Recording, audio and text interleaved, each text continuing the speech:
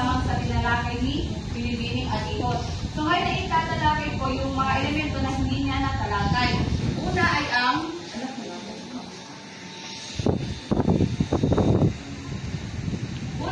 tanghalan. Anumang poong na pinagpasyahang pagtatanghal. So dito, ito ay isa sa pinakamahalagang elemento ng teatro dahil ito yung nagbibigay buhay sa kwento o sa tula. Ito rin yung kung saan ginaganap ng mga aktor yung mga ginaganap nila yung mga kwento, ano ba pagtatanghal ng mga aktor. Ngayon naman ay taga-dirige o director. Sila yung nagbibigay, parang sila yung nag-decision kung ano yung dapat gawin sa isang kwento o sa isang tula. At sila rin yung naggagabay sa mga aktor kung paano ba i-act itong specific na scene.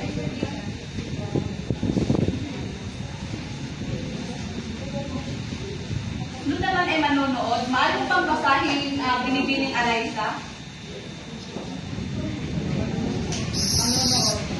Sila ang saksi sa isang pagtatanghal.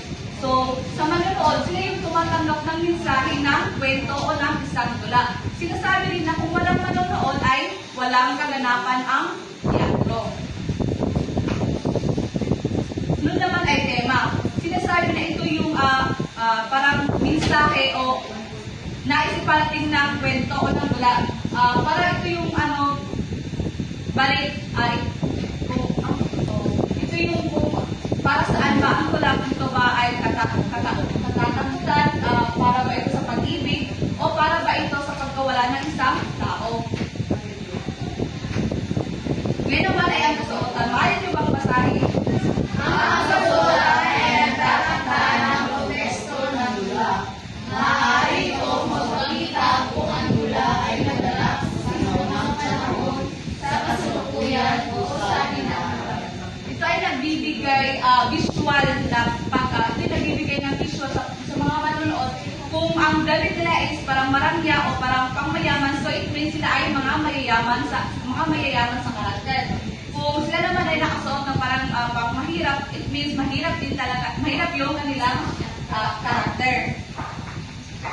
Ngayon naman sa tunog, diba alam naman natin ang tunog ay parang yung mga background music. Ito kadalasan natin yung tunog sa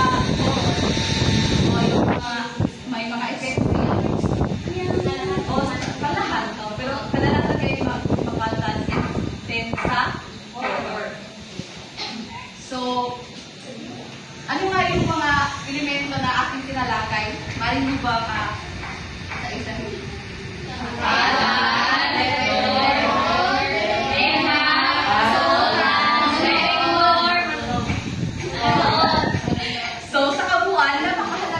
ng mga sangkap at elemento ng teatro dahil sila yung, katulad ng sinabi ko kanina, sila yung nagbibigay buhay at nagbibigay parang visual sa mga manonood kung ano ba yung nais na iparating ng isang tula o ng isang kwento. Kung kaya't napakahalaga ng elemento